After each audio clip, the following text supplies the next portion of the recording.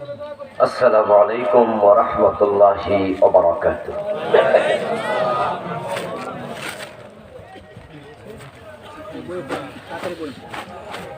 الحمد لله الحمد لله نحمده ونستعينه ونستغفره ونعوذ بالله من شرور أنفسنا ومن سيئات أعمالنا من يهد الله فلا مضل له ومن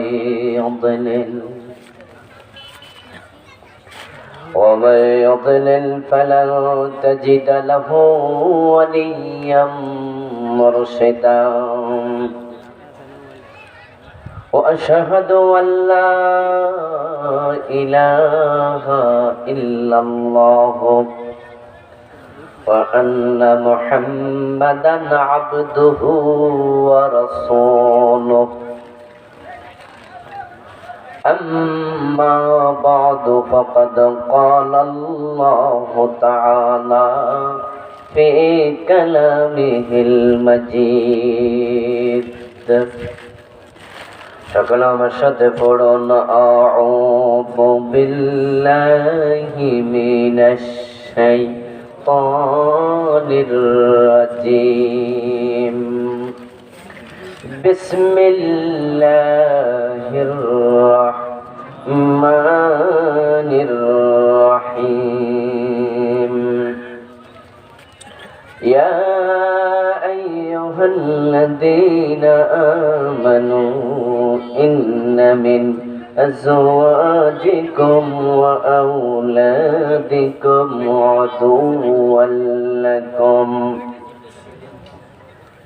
عدوا لكم فاحذروهم وإن تعفوا وتصفحوا وتغفروا فإن الله غفور رحيم إنما أموالكم وأولادكم فتنة والله عنده أجر عظيم.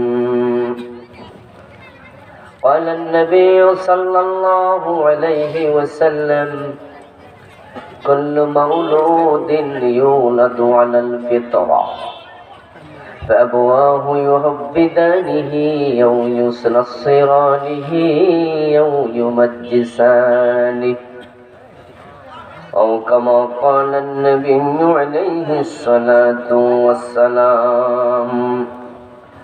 সকলে মেহেরবানি করে দুরূদ ইব্রাহিম পড়ুন। আল্লাহুম্মা সাল্লি আলা মুহাম্মাদিন ওয়া আলা আলি মুহাম্মাদ কামা সাল্লাইতা আলা ইব্রাহিম ওয়া আলা আলি ইব্রাহিম ইন্নাকা হামিদুম মাজিদ.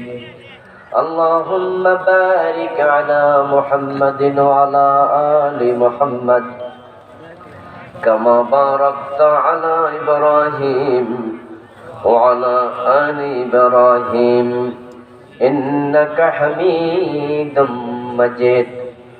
اللهم صل وسلم وبارك عليه.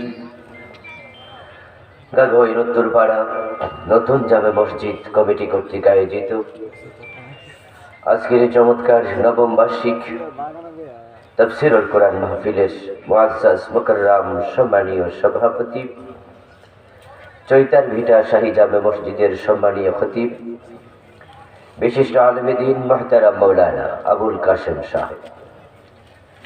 আমি শুনতে পেয়েছি উনি অসুস্থ। আল্লাহ তাআলার কাছে দোয়া করছি আল্লাহ তাকে তাড়াতাড়ি সুস্থ করে দিন। সম্মানীয় প্রধান অতিথি নিউজিল্যান্ড প্রবাসী মুহতারাম জনাব আব্দুর রহমান খোকন সাহেব, আল্লাহ তাআলা তার জান এবং মালে বারাকা দান করুন।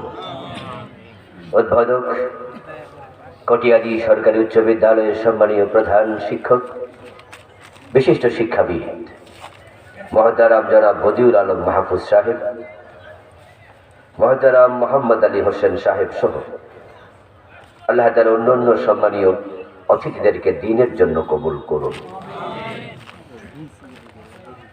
আজকের মাহফিলে আমার পূর্বেই কোরআন এবং হাদিস থেকে চমৎকারভাবে কথা বলেছেন বিশিষ্ট ইসলামী চিন্তাবিদ মুফাসসিরে কোরআন মহতারাম মাওলানা মুফতি কামাল উদ্দিন জাফরপুরী সাহেব, মহতারাম মাওলানা আব্দুস সালাম সাহেব, মহতারাম মাওলানা নুরুল ইসলাম সাহেব, মহতারাম মাওলানা কামরুল ইসলাম সাহেব সহ অন্যান্য সম্মানীয় আলোচকবৃন্দ, মহতারাম ফজল মিয়া, মহতারাম আব্দুল মান্নান রফিকুল ইসলাম সোহেল সাহেব সহ অন্যান্য সম্মানীয় আয়োজক ব্যক্তিবর্গ, মহতারাম উলামায়ে কেরাম, ইসলাম প্রিয় তৌহিদি জনতা, পর্দার অন্তরালের সতী সাধবী মা ও বোনেরা, আপনারা কেমন আছেন?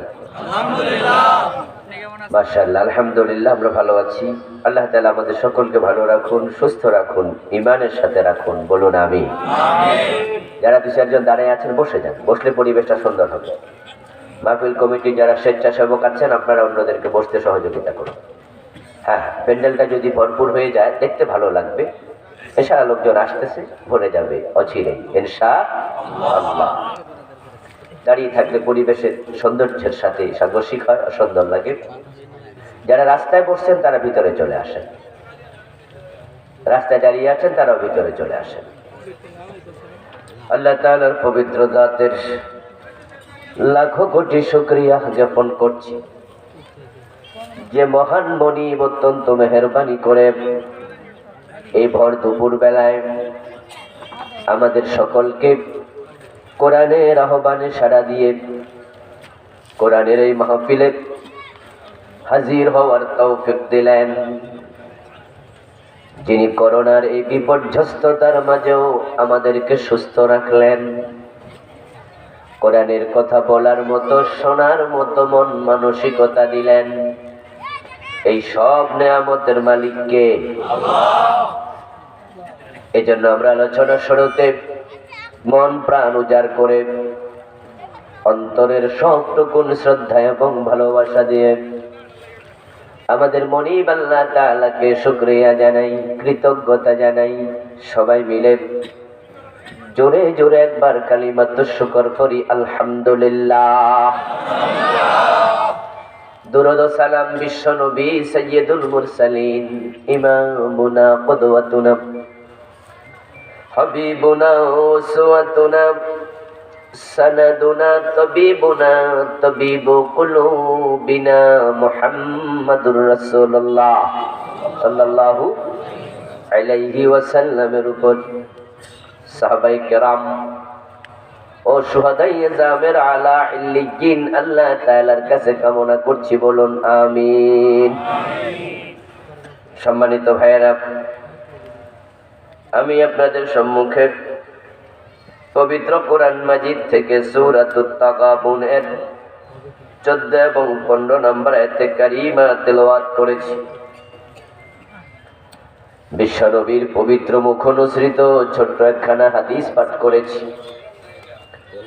আল্লাহ তাআলা তৌফিক দান করলে এখান থেকে কিছু কথা বলবো। ওয়ামা তৌফিকি ইল্লা বিল্লাহ। আল্লাহ তাআলা বলছেন, হে ঈমানদারেরা,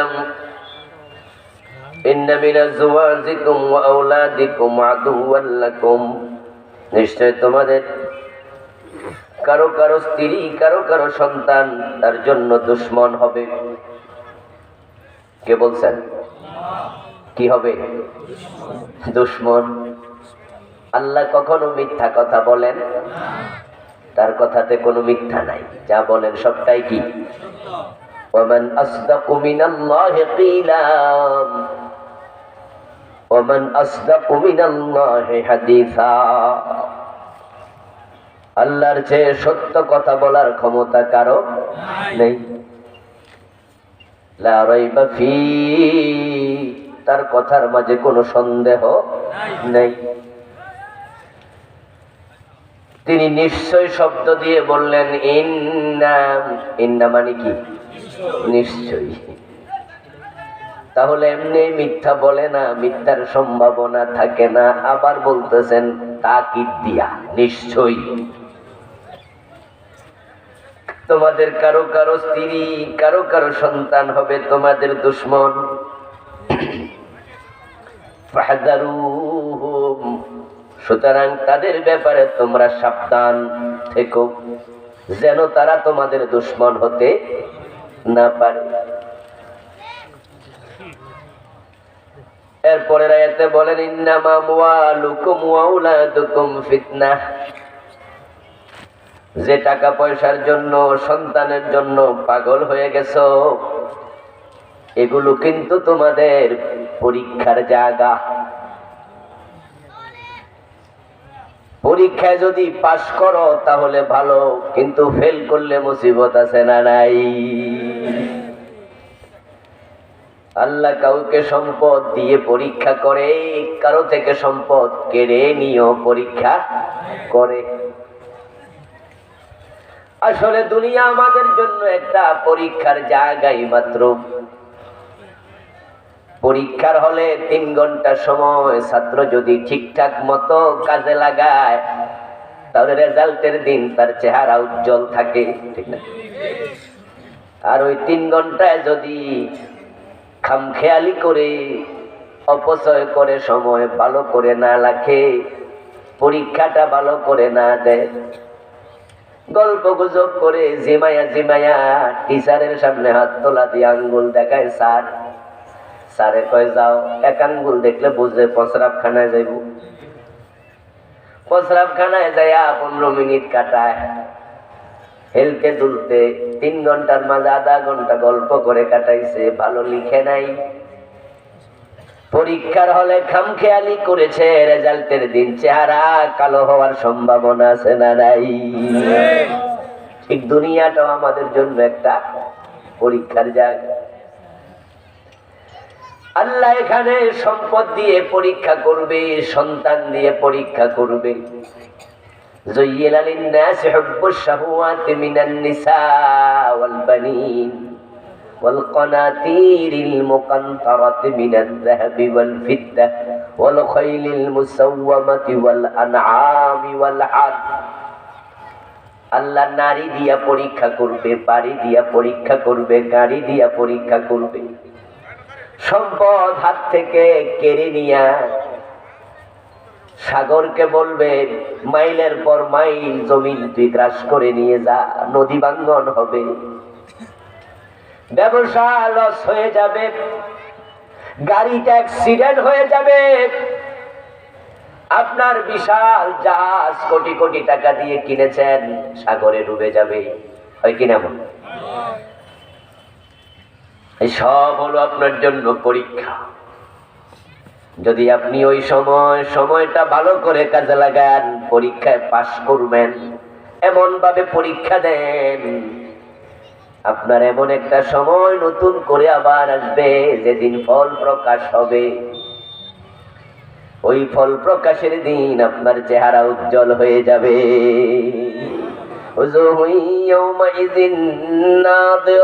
সুবহানাল্লাহ পড়ে।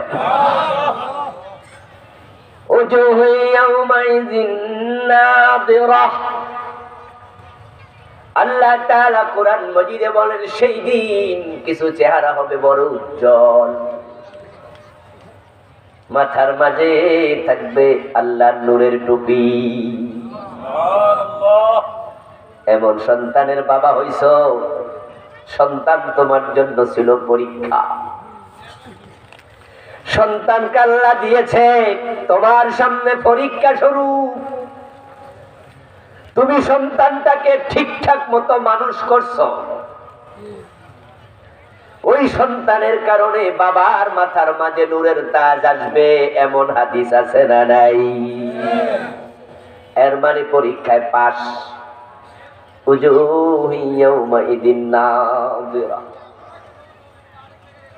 আবার সন্তানকে কাজে লাগাও নাই ভালোভাবে। সন্তান আল্লাহ দিছে, তারে তুমি নাটকের অভিনেতা বানাইছো, তোমার মেয়েটাকে ক্লাস 2 বছর নাসের স্কুলে ভর্তি করে দিয়েছ। টাকা ছিল তাই তুমি গানের মাস্টারকে বাড়িতে এনে ছেলেটাকে গান শিখাইছো। এমন আছে না নাই? ছেলে পরে বড় গায়ক হইছে, সিনেমার নায়ক হইছে, মেয়ে নায়িকা হইছে। শরীরের সৌন্দর্য মানুষে দেখাইয়া দিছে। সন্তান কোথায় যায় রাত কাটায়, কোথায় দিন কাটায়, কার সাথে মিশেছে, কোথায় গাঁজা খাইছে, কোথায় পতিতাবৃত্তি করেছে। তোমার মেয়েটা অন্যের বাসায় টেলিফোনের কল পাইয়া চলে গেছে, সেখানে ছেলের সাথে ব্যভিচার করে। তুমি মা, তুমি বাবা খবর রাখো নাই। যখন ধর্ষিতা হইয়া রক্ত বেশি যাইয়া বইরা গেছে, এখন তুমি কান্দো, প্রধানমন্ত্রীর কাছে আমি বিচার চাই। আমার মাইয়ারে দর্শন কইরা মারছে কেন? যখন দর্শন করলো তখন তুমি কোথায় ছিলা? যুবতী মেয়ে পরের বাসায় চলে যায়, সেখানে দর্শিতা হবে না তো হালুয়া রুটি খাবে নাকি?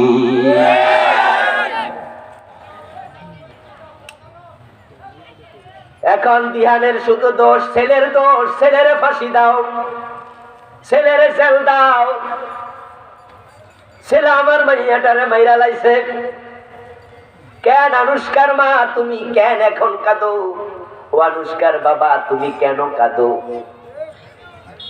ওই দিহান নামে ছেলেটা তোমার বাসায় আইয়া যদি তোমার মেয়েরে দর্শন করত, তাহলে আমরা বুঝতাম ছেলের দোষ বেশি, মেয়েটা নির্দোষ। কিন্তু তোমার মেয়েটা তো ছেলের বাসায় যাইয়া উঠছে, এতে বোঝা যায় সে ধর্ষিতা হওয়ার জন্যই গেছে। বাবারে বাবা, আগে শুনতাম ভোলা পান যায়, ওর মাইয়াও যায়। মেয়েটা ছেলের বাসায় হাজির হয়েছে, ধর্ষিতা হবে না তো হবে কি? কোন এলাকায় নাকি ভারতে একটা অঞ্চলে, সেখানে লোকজন রাস্তাঘাটে খোলামেলা জায়গাতে প্রস্রাব পায়খানা করে। ভারতের অধিকাংশ অঞ্চল এমন আছে যেখানে আপনার এখনো তারা টয়লেট বানায় না, রাস্তাঘাটে কাম সেরালায়। তো এলাকায় রীতি আছে, যদি কেউ রাস্তার পাশে বসেও কাপড় তোলা দিয়া তার হাজত সারে, কোনো অসুবিধা নাই। কিন্তু কেউ যদি তাকায় তাহলে মানুষ কত শরম নেই।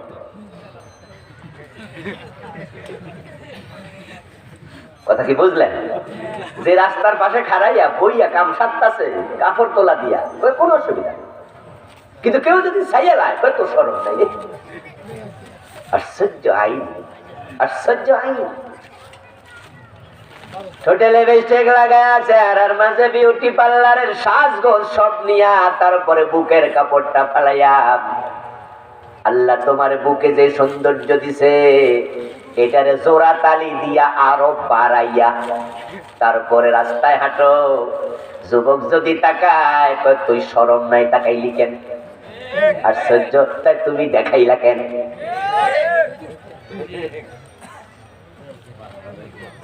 আমার বন্ধু ঠিক আছে, আমরা তাকাবো না, আল্লাহ তাকাইতে মানা করছে, কিন্তু সাথে সাথে আবার যার সম্পদ আছে, সৌন্দর্য আছে, তাকে ঢেকে রাখার কথাও কোরআনে আছে না নাই? আল্লাহ তোমারও কইছে ঢাইকা রাখতে। মেয়েটাকে এমন বানাইছো যে আরেকজনে মোবাইল করছে, আমার বাসা ফাঁকা আছে, আমার বাসায় দৌড় মাইরা চইলায়। ওই মেয়েটা 18-17 বছরের যুবতী নারী পরের বাসায় যাইয়া হাজির।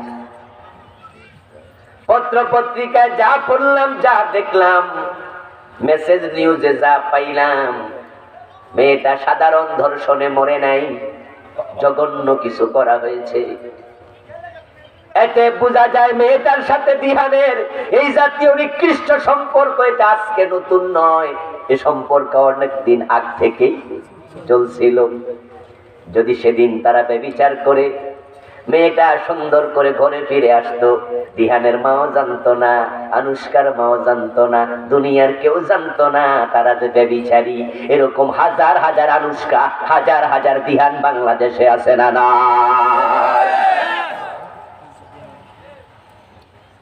তারা কারা? তারাও আপনার আমার সন্তানের মতোই, তারা আসমান থেকে হুট করে এসেই জমিনে বড় হয়ে যায়নি, তারাও মায়ের পেট থেকে আসছে, বাবার ঔরস থেকে এসেছে। যারা দর্শনকারী হয়, মদপানকারী হয়, ডাকাত হয়, চোর হয়, তারা কেউ দুনিয়ায় চোর, ডাকাত, মদপানকারী, দর্শনকারী হিসাবে আসে নাই। তারা ছোট্ট ছিল, তারা খারাপ হওয়ার পিছনে তাদের মা বাবার দায়ভার আছে না নাই? তোমার সন্তান, তোমার সম্পদ তোমার জন্য পরীক্ষা। হাসরের মাঠে মাথায় নূরের তাজ সন্তানের উসিলা আল্লাহ দেবে কত বাবা, সৌভাগ্যবান বাবা। আবুল কালাম আজাদের ওয়াজ শোনার জন্য বন্ধু তোমরা দৌড়াই আসছো। এই আবুল কালাম আজাদ নিজে নিজে কামেল পাশ করে মাওলানা হয় নাই। ওর বাবা ওরে ছোটকালে মাদ্রাসায় পাঠাইছে, লেখাপড়া করছে কিনা খবর নিছে, ঠিকঠাক না চললে ধমক মারছে, সোজা রাস্তায় চলতে বাধ্য করছে। ওই বাবা আশা করছে আমার ছেলে যদি মানুষ হয়, বড় আলেম হয়, আল্লাহর উসিলা নূরের তাজ আমার মাথায় দেবে।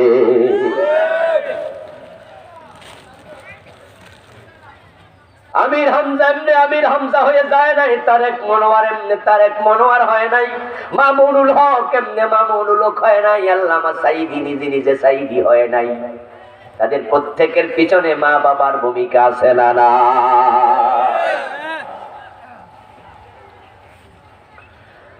আমল করলাম আমি, কোরআন পড়লাম আমি, নূরের তাজ আমার বাবা কেন পাবে?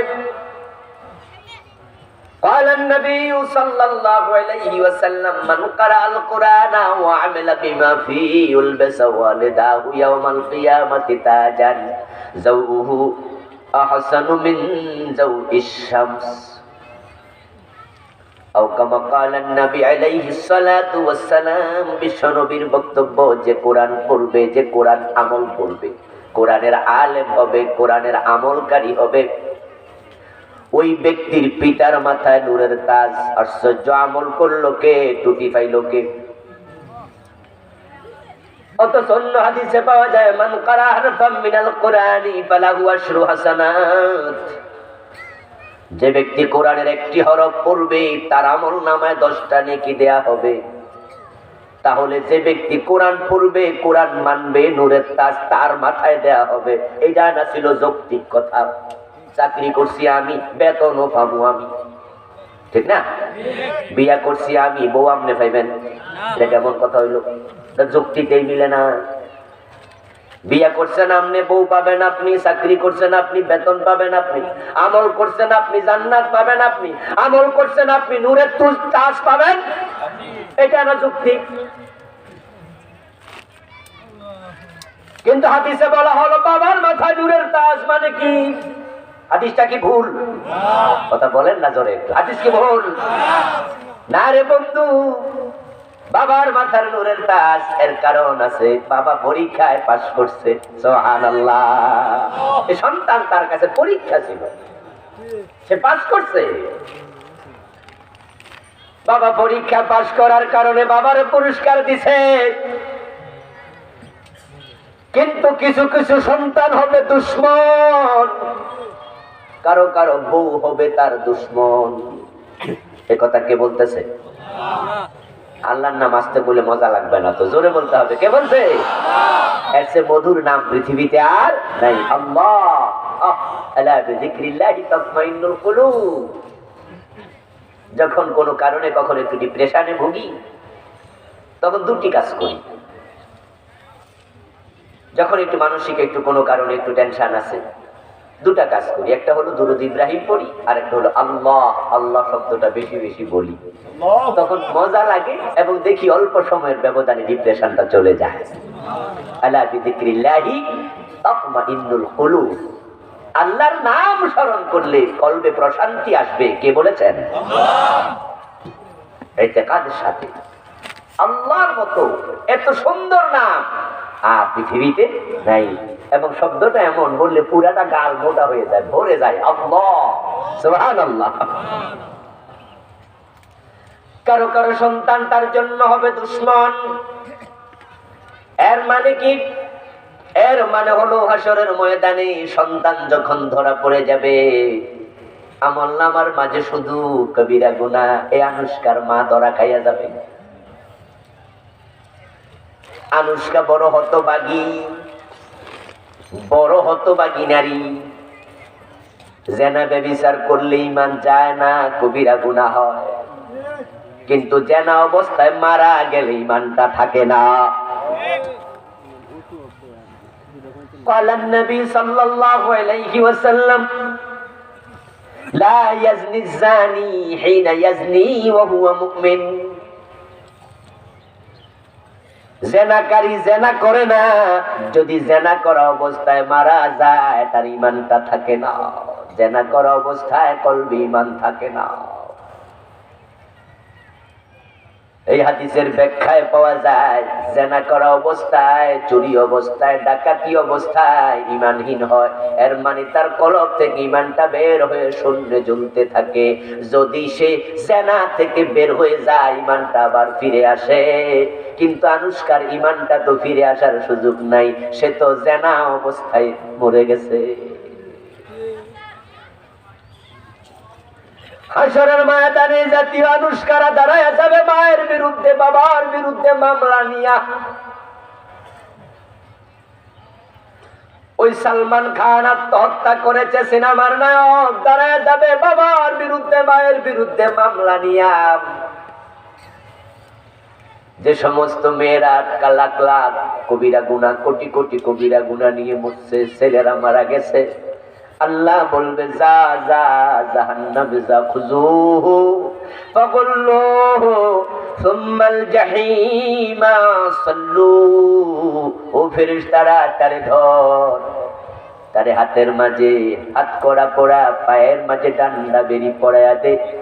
সুম্মাল জাহিমা সাল্লুহু, তারপরে জাহান্নামের মাঝখানে ফেলে দে। তখন ওই ব্যক্তিকে আত্মপক্ষ সমর্থনের সুযোগ দেওয়া হবে। কথা বলতে তুমি অনুমতি পাবে, কোনো কথা থাকলে বলো, তোমাকে এখনই জাহান্নামে ফেলে দেয়া হবে। ফাঁসির আসামিকে ফাঁসি দেওয়ার আগে বলা হয় তোমার শেষ কোনো কথা আছে নাকি, কোনো আশা আছে নাকি? ঠিক না, বলে না কিছু খাইবে নাকি? ফাঁসির আসামিদেরকে বলে তোমার শেষ আশাটা সম্ভব হলে আমরা পূরণ করতে চাই। যদি ফাঁসির আসামি বলে যে আমি এটা কাঁঠাল খেতে চাই, সরকারের লোকেরা টাকা খরচ করে হলো ব্যবস্থা করার চেষ্টা করে, যদি কোনো কাঁঠাল পাওয়া যায় কাউরান বাজার আইসা হইলো নিয়ে যাবে পুরান ঢাকায়, নিয়ে যাবে জেলখানায়। ঠিক আছে, খাও। আল্লাহ তাআলা তাকে সুযোগ দেবেন।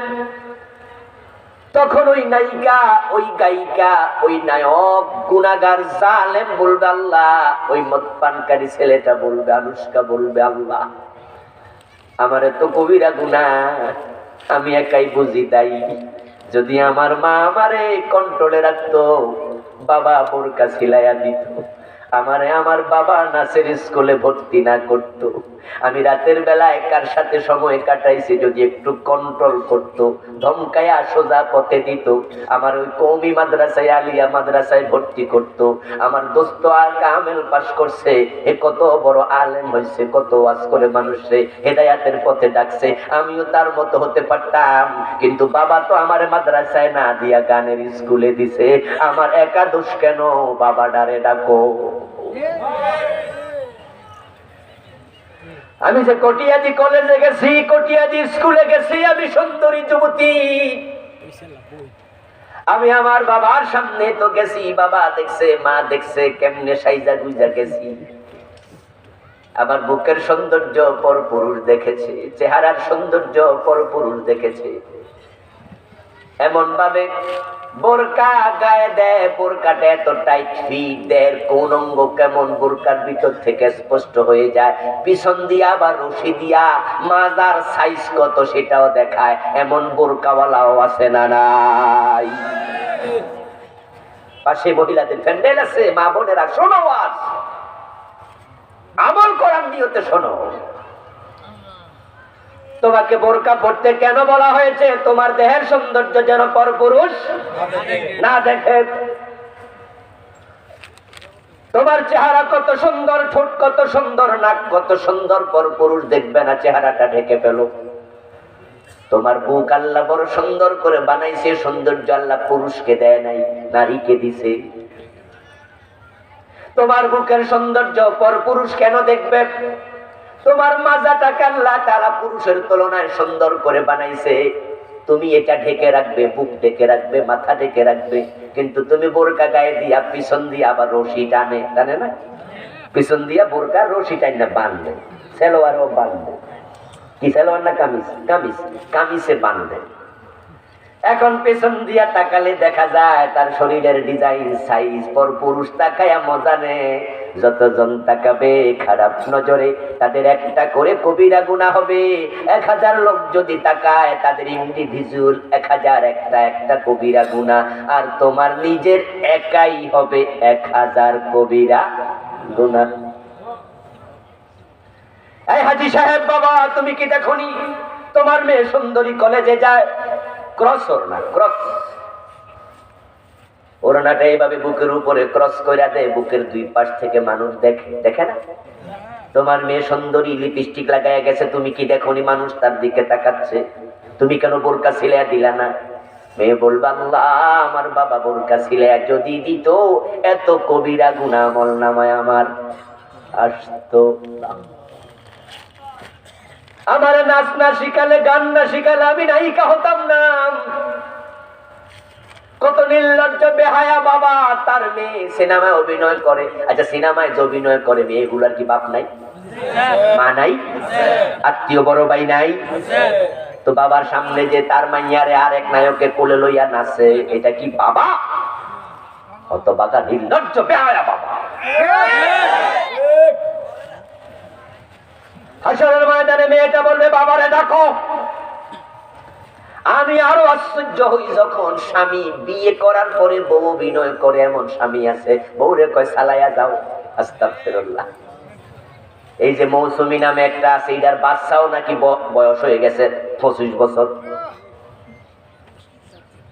এইভাবে আরো যে নায়িকারি আছে অধিকাংশ গুলা বিয়া হইয়া গেছে।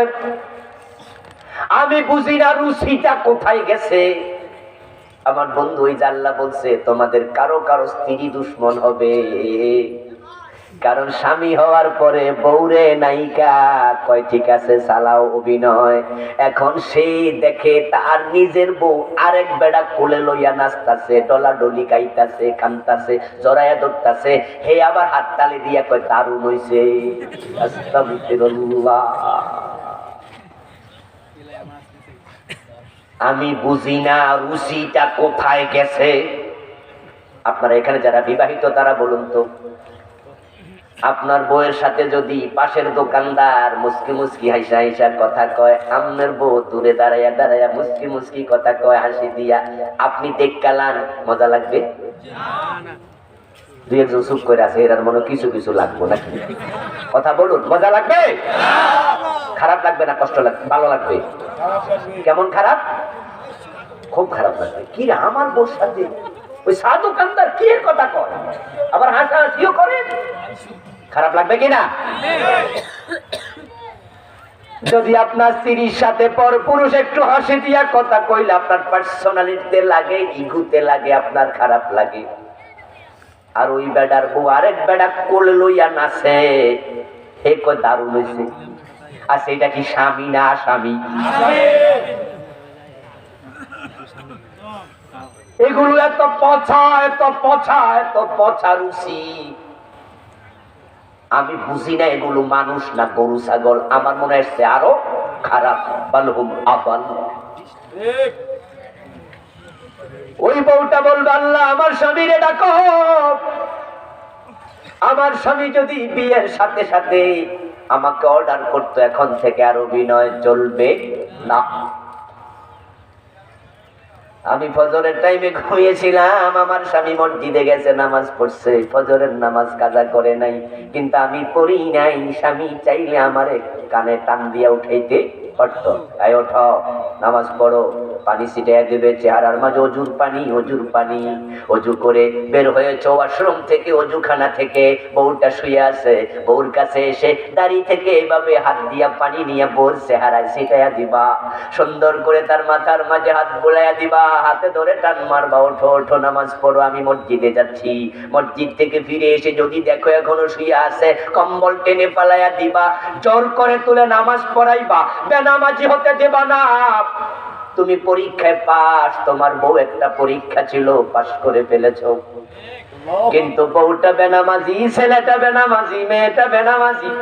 হাসরের দিন বলবো, আল্লাহ আমার স্বামীরে ডাকো।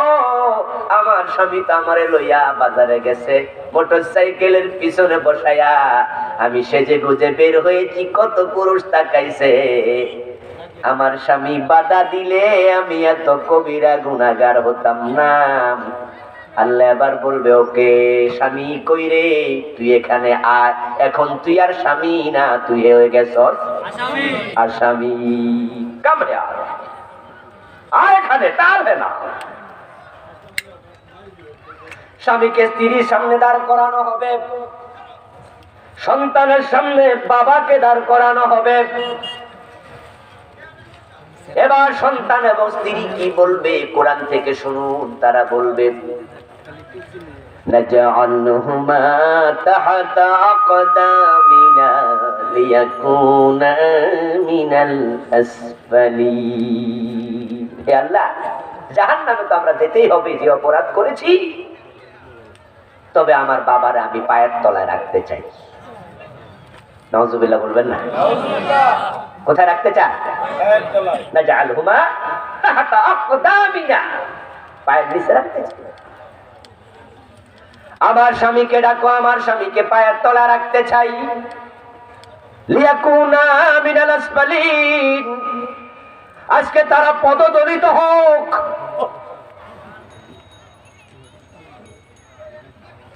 রাসূলুল্লাহ সাল্লাল্লাহু আলাইহি ওয়াসাল্লাম বলেন, কুল্লু মাউলুদিন ইউলাদু আলাল ফিতরা। কোন সন্তান অপরাধী হয়ে আসে নাই, কোন মদখোর হয়ে জন্ম নেয় নাই। দুনিয়াতে মানব সন্তান যখন আগমন করেছিল, তাদের কলবের মাঝে একটা গুনাহ, কথা কোন না কিছু, একটা গুনাহ ছিল না। তাদের আমলনামা ছিল একবারে সাদা কাগজের মতো, ধবধবে পরিষ্কার সাদা। قال النبي صلى الله عليه وسلم إذا أذنب المؤمن كانت نقطة سوداء في قلبه। এটা ছিল ধবধবে সাদা। যখনই সে একটা গুনাহ করেছে, কলবের মাঝে একটা কালো দাগ পড়েছে। সে কিন্তু কালো দাগ নিয়ে আসে নাই, কোন হিন্দু হয়ে জন্ম নেয় নাই, কোন বৌদ্ধ হয়ে আসে নাই, কোন খ্রিস্টান হয়ে আসে নাই। আবওয়াহু ইউহাব্বিদানিহি, তার মা বাবা তার ইহুদি বানাইছে, আও ইউনাসসিরানিহি, নাসারা বানাইছে, আও ইউমাজ্জিসানিহি, তাকে অগ্নি পূজক মূর্তি পূজক বানাইছে। সে যখন জন্ম নিয়েছিল তখন সে ফিতরতের উপরে এসেছিল। কুল্লু মাউলুদিন ইউলাদু আলাল ফিতরা। এই ফিতরতের ব্যাখ্যা কয়েকটা আছে। এক নাম্বার ব্যাখ্যা হলো, আল্লাহ তাআলা রূহের জগতে প্রশ্ন করেছিলেন, আলাস্তু বিরাব্বিকুম ক্বালু বালা, আমি কি তোমাদের রব নই? তখন সকল রূহ বলছিল, হ্যাঁ আপনি রব, আমরা আপনার গোলাম। এই স্বীকৃতির নাম ফিতরা। এটা নিয়ে এসেছিল, আল্লাহকে স্বীকার করে এসেছিল আপনি রব। কিন্তু তার মা তাকে মূর্তি পূজক বানাইছে। মা যখন মূর্তির সামনে নম করেছে, সন্তানটাও তাই শিখেছে। আবার মা যদি কোরআন তেলাওয়াত করত, মা যদি নামাজি হতো, ওই ল্যাংটা সন্তান পাজামা পাঞ্জাবি পড়তে জানে না, ওই 2-3 বছর বয়স হয়ে মায়ের পাশে দাঁড়ায়া ল্যাংটা রুকু সেজদা শুরু করে দেয়, ঠিক না? মা যখন নামাজে খাড়া, দেখবেন পিছিটা যাইয়া মার ছাইয়া এরকম করে। প্রস্রাব করে রং পায়জামা পরাই ফেলছিল, নষ্ট করেছে। মা পাজামাটা খুলে দিয়েছে, পরেরটা পরাই নাই, এখনো ল্যাংটাই আছে। এই অবস্থায় মা কয় একটু বয়, আমি নামাজটা পড়ে আসি, তোরে প্যান্ট পরাইয়া দেব। মা নামাজে খাড়ায়, ল্যাংটা ল্যাংটা নামাজ শুরু করে দেয়। মা যদি কোরআন তেলাওয়াত করে, কোলের মাঝে 3 মাস 5 মাস 6 মাস বয়সের বাচ্চাই দেখবেন মা কোলে নিয়ে কোরআন তেলাওয়াত করে, কোলে বসায়া বাচ্চাটা কোলে বসে বসে আল্লাহর কোরআন দেখতে শুরু করে। আবার মা যদি জি বাংলা স্টার জলসা দেখে, কোলে বসে বাচ্চাটাও নাটক সিনেমা দেখা শুরু করে। সন্তান পরীক্ষা, সম্পদ পরীক্ষা। সাবধান, পরীক্ষা ফেল করো না। আমার ভাইরা আমার, ভালো করে শুনুন, এই সন্তানগুলোকে আমরা নিজেরা ভালো মানুষ যদি করি, তারা সম্পদ হবে। সম্পদ দুনিয়াতে আপনার সন্তানের কারণে আপনার চক্ষু জুড়াবে, সুনাম হবে, অমুকের বাবা, ঠিক না? আখেরাতে নূরের তাজ মাথায় আসবে। এবার আপনি বলুন তো, যে লোকটাকে আল্লাহ তাআলা নূরের তাজ মাথায় দিয়া সম্মানিত করছে, তারে কি আল্লাহ জাহান্নামী বানাতে পারে?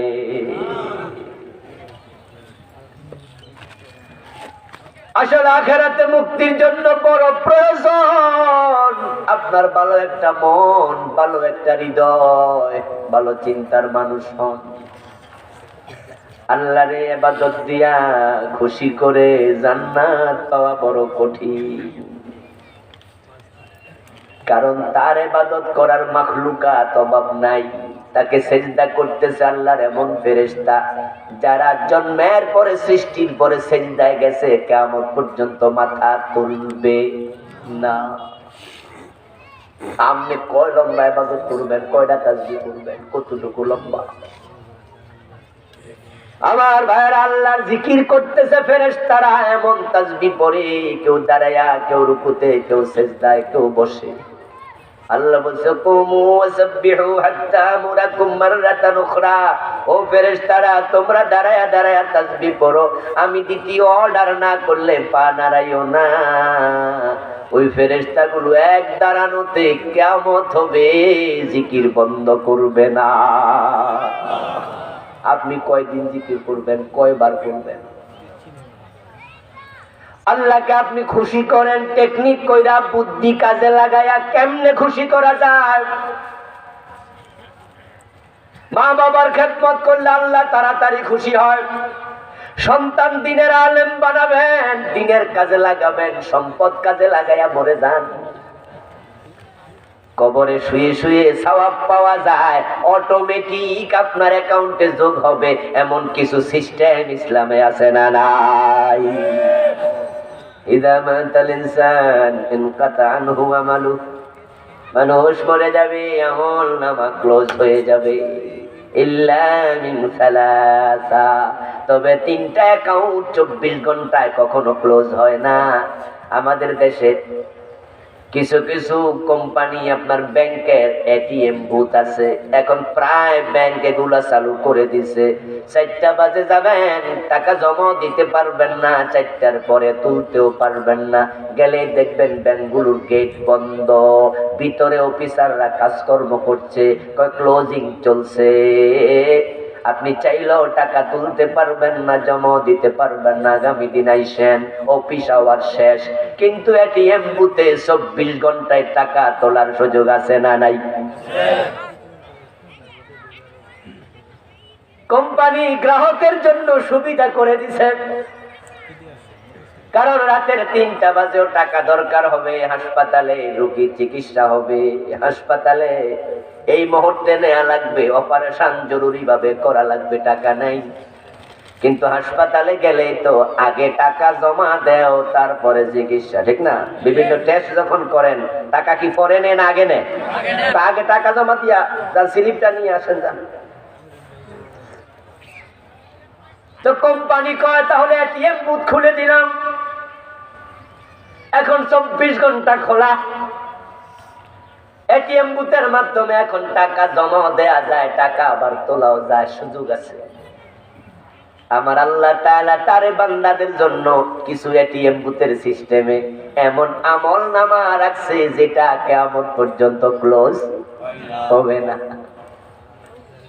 আপনি মরে যাবেন, ও বন্ধু রেখে গেছেন কোটি কোটি টাকা, এগুলো মানুষ ভাগযোগ করে খেয়ে ফেলবে, তারা নেবে, কোনো সওয়াব নাই, আপনি পাইলেন না সাদাকায়ে জারিয়া। কিন্তু সেই টাকা থেকে কিছু টাকা দিয়া যদি একটা মসজিদ বানায়া দেন, একটা মাদ্রাসা বানায়া দেন, একটা ব্রিজ করে দেন, জনসেবার কাজ করেন, যতদিন এই মসজিদ থাকবে ওই আমল নামায় সওয়াব কিয়ামত পর্যন্ত যেতেই থাকবে। কি সুযোগটা আল্লাহ করে দিছে, কিন্তু আপনাকে আল্লাহ টাকা দিছে, এই কামটা আপনি করলেন না, দোষটা আল্লাহর না আপনার? কথা কয় না কেন ভাই? দোষটা কার? সুযোগ তো আপনার ছিল। আপনার সন্তান আল্লাহ দিছে, সন্তান কে দেয়? আল্লাহ। কথা বলেন আবার, কে দেয়? আল্লাহ। আপনি সন্তান পাইছেন নিজে নিজে? অসম্ভব। কোটি কোটি টাকার মালিক একটা সন্তান হয় না, মনো আছে না? নাই। 10টা বছর চলে গেল, 20 বছর চলে গেল। আরে সিলেটে কয়দিন আগে এক জায়গায় একটা মাহফিল করতে গেলাম, একজন মুরব্বীর সাথে দেখা হলো। রাতের বেলা আমাদের রাখলেন, খাওয়ালেন, খুব আদর যত্ন করলেন, নাস্তা পানি করাইলেন। দাড়ি ফাঁকা মুরব্বী। তো আমি জাস্ট এক পর্যায়ে কিউরিওসিটি বললাম যে আপনার সন্তান টন্তান কে কি করে, এত আদর করতেছে, একটু খোঁজ খবর নিচ্ছি। বললো সন্তান তো নাই। কত সুন্দর বাড়ি, বর্তমান স্পিকার শিরিন শারমিন চৌধুরী, উনার আত্মীয়, খুব নিকট আত্মীয়, ক্ষমতাওয়ালা মানুষ, টাকাওয়ালা মানুষ, সন্তান নাই। 1000 কোটি টাকার মালিক, সন্তান নাই, এমনও। আহা, যদি কোটি টাকা খরচ করলে সন্তান হতো, তারা সেটা করতেও রাজি ছিল। আল্লাহ তাআলা সূরা আল ওয়াকিয়াতের জন্য বলছেন, আফারাআইতুম মা তুমনুন আনতুম তাখলুকুনাহু আম নাহনুল খালিকুন। ও স্বামী, তুমি স্ত্রীর বিছানায় গিয়েছো, তাকে সঙ্গে নিয়েছো, সঙ্গ দিয়েছো বটে, কিন্তু তার পেটের বাচ্চা কিন্তু তুমি বানাও নাই, বানাইছে কে? আনতুম তাখলুকুনাহু আম নাহনুল খালিকুন। আল্লাহ প্রশ্ন করে, তোমরা বানাও না আল্লাহ বানায়? কে বানায়? আপনার আল্লাহ তাআলা সন্তান দিয়েছে, এটা পরীক্ষা ছিল। যদি আপনি তাকে মাদ্রাসায় পাঠাইয়া দিতেন, আলেম বানাতেন, আলেম বানাইয়া আলেম পাশ করাইয়া ফাজেল কামেল পাশ করানোর সাথে সাথে ডাক্তার হওয়া যায়, ইঞ্জিনিয়ার হওয়া যায়, অফিসার হওয়া যায়, ম্যাজিস্ট্রেট হওয়া যায়। মাদ্রাসা লাইন আলেম পাশ করে ইউনিভার্সিটির প্রফেসর হওয়ার সুযোগ আছে না নাই? ডাক্তার হওয়ার সুযোগ আছে না নাই? সে নামাজ পড়বে, কোরআন পড়বে, মানুষকেও দিনের কথা বলবে। আপনি আপনার সন্তানকে দাওরা মাদ্রাসার মুহতামিম বানাবেন, মুহাদ্দিস বানাবেন, কামেল মাদ্রাসার মুহাদ্দিস বানাবেন। আপনার সন্তান হাজার হাজার মানুষকে দিন শেখাবে। এগুলা হলো উত্তম কাজ, এমন কাজ আপনি এবার মরে যান। আপনার সন্তানের কারণে তাকে সে যত মানুষকে শিখাবে দিন, তারা যতজন আমল করবে, সে শিখেছে সে আরেকজনকে শিখাবে, সে শিখেছে সে আরেকজনকে শিখাবে। এইভাবে যতদিন এই তরতিব চলতে থাকবে, আপনি কবরে বসে সওয়াব পেতে থাকবেন। আপনারে আল্লাহ সন্তান দিছে, এই ভালো কাজের সুযোগ আপনার আছে না নাই? কিন্তু আপনি কি করলেন? আপনি মক্তবে দিলেন না, কিন্টার গার্ডেনে দিলেন, আপনি মাদ্রাসায় দিলেন না, কলেজে দিলেন। আপনি সন্তানকে কোরআন শিখান না, ইংরেজি শিখালেন। এখন আপনার সন্তান নিজেও নামাজ পড়ে না, তার পরিবারও বেনামাজি হবে। আপনার জানাজার নামাজ সে আসবে, হয়তো টুপিটাও থাকবে না, অন্যের থেকে হাওলাত নিয়ে টুপি মাথায় দেবে। আপনার জানাজার নামাজে সে দোয়া শিখবে, সে হুজুর জানাজাটা কেমনে পড়ে একটু শিখাই দেন তো। হুজুর বলবে 4 তাকবীরের সাথে এই ইমামের পিছনে ফরজে কিফায়া জানাজার নামাজ পড়ছি, এই হলো জানাজার নামাজের নিয়ম, এটা হলো সিস্টেম। জি হুজুর মাশাআল্লাহ শিখছি। Engineer, MA pass, BA pass, professor সাহেব, ব্যাংকার সাহেব, ব্যবসায়ী সাহেব এই মাত্র সিস্টেম শিখছে। এখন আল্লাহু আকবার বলে নামাজ শুরু। বলুন তো তাকবীর দেওয়ার পরে দোয়া আছে না নাই? তো এটা উনি কবে শিখবো? এই মাত্র তো নিয়ত শিখছে। এখন তো দোয়া আছে, তারপরে দুরুদ আছে, তারপরে আবার তৃতীয় তাকবীরের পরে লম্বা দোয়া, যেটা জানাজার যার জানাজার নামাজ হচ্ছে তার জন্য দোয়াটা মূলত তৃতীয় তাকবীরের পরে। আল্লাহুম্মা গফিরলি হাজ্জিনা ওয়া মাইয়িতিনা ওয়া শাহিদিনা ওয়া গায়িবিনা, আছে না? আল্লাহুম্মা গফির লাহু ওয়ারহামহু ওয়াফিহি ওয়াফু আনহু ওয়া আকরিম নুজুলাহু ওয়া ওয়াসি' মুদখালাহু আল্লাহুম্মা গসিলহু বিল মাই ওয়াত তালজি ওয়াল বার কামা ইউনাক্কা আস-সাওবুল আবয়াদু মিনাদ দানাস আল্লাহুম্মা باعد بينه وبين خطاياه كما بعدت بين المشرق والمغرب اللهم أبدله زوجا خيرا من زوجه وأهلا خيرا من أهله وولدا خيرا من ولده اللهم نقه من الذنوب اللهم ادخله الجنة اللهم أجره من النار। বিশ্বনবী এই তাকবীর দেওয়ার পর অনেক দোয়া পড়তেন। এগুলাই হলো মাইয়িতের জন্য আসল দোয়া। কিন্তু যেই বেটাই মাত্র নিয়ত শিখছে, এত বড় দোয়া শিখবো কোন দিন? সে তো তাকবীর দিয়া দাঁড়ায় আছে, কিছুই জানে না। তার মাধ্যমে তুমি পাইবা না কিছু, অথচ তারে যদি আলেম বানাইতা তুমি তার দোয়াই শুধু পাইতা না, সাদাকায়ে জারিয়ার সওয়াব পাইতা। কিছু মানুষের চেহারা উজ্জ্বল হবে যারা পরীক্ষায় পাস করছে, কাজে লাগছে। এখন আমরা যারা এখানে আছি, আমরা তো বাবা, আমরা তো দাদা, আমরা তো নানা, আমরা মা, আমরা খালা, আল্লাহ আমাদের কুল জুড়েও সন্তান দিয়েছেন।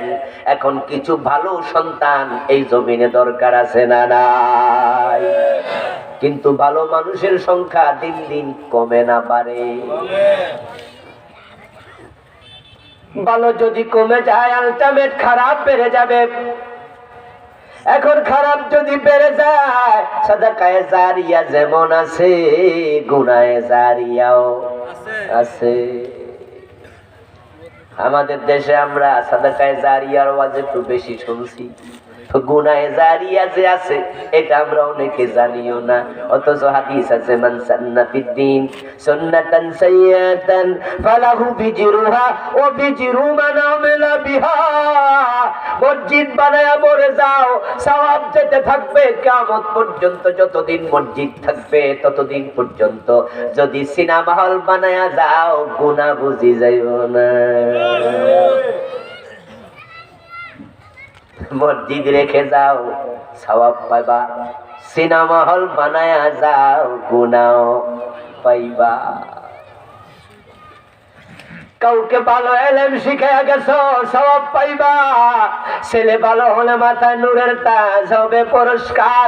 ছেলে যদি খারাপ হয়, তোমার ছেলে গাঁজাখোর হয়েছে, মদখোর হয়েছে, তোমার ছেলে টেন্ডারবাজ হয়েছে, তোমার ছেলে অন্য মেয়েদেরকে ডিস্টার্ব করে ইফতেজার হয়েছে, তোমার ছেলে মানুষের জমি দখল করে সিটার হয়েছে, আছে না?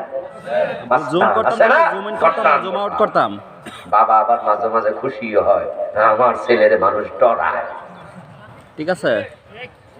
আবার প্রয়োজনে কটিয়াদি বাজারে পরিচয় দেবে, এই আমারে চিনস, আমি কিন্তু অমুকের বাবা, ঠিক আছে।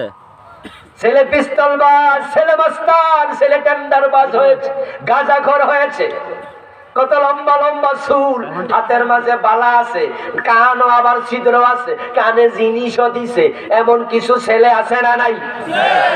ওগুলোর বুঝি বাবা নাই? বাবারা সব দেখে। তুমি মনে যাও, ছেলে যত আকাম করবে তোমার অ্যাকাউন্টে সেটাও জমা হতে থাকবে। এই জন্য ছেলেদের দুশ্মন বানানো যাবে না, বউকে দুশ্মন বানানো যাবে না। ফাহজারুহুম, তাদের ব্যাপারে সতর্ক হতে বলছেন কে?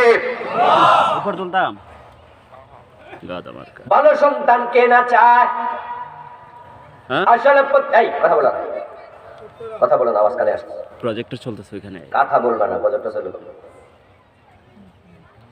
ঠিক আছে। ভালো সন্তান কে না চায়? প্রত্যেকটা বাবাই চায় সন্তান ভালো হোক, কিন্তু ভালো যে হয় না, ভালো যে দিন দিন কমতেছে, খারাপ বেড়ে যাচ্ছে, এর কিছু কারণ আছে না নাই?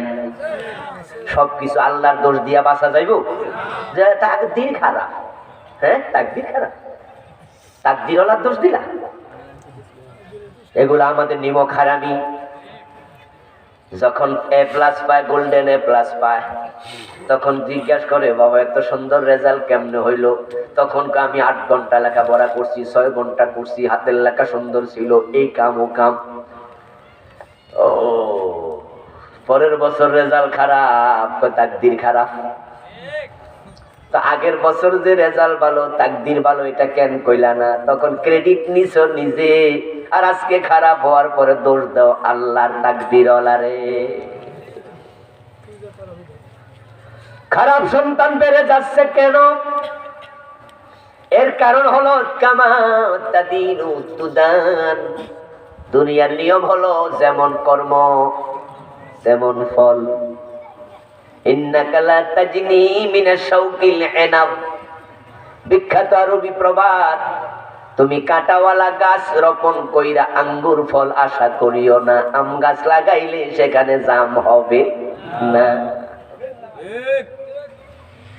সন্তানরা হলো মা বাবার কাছে কাঁচা মাটির মতো, কুমারের কাছে কাঁচা মাটি যেমন, ওই আপনার কোলের সন্তান আপনার কাছে ঠিক তেমন। কুমার কাঁচা মাটি দিয়া গটি বানায়, বাটি বানায়, লোটা বানায়, ডাকনা বানায়, ডেকচি বানায়, পাতিল বানায়, কলস বানায়। একই কাঁচা মাটি, এক একটা এক এক রকম হইছে। মাটির মন মতো না কুমারের মন মতো? কুমার চাইছে গটি বানাবো, তাই এমন ভাবে বানাইছে গটি হইছে। কুমার চাইছে আর একটু কাঁচা মাটি, এটা দিয়া গটি বানাবো না, এটা দিয়া বানাবো পাতিলের ঢাকনি, ঢাকনি হইছে।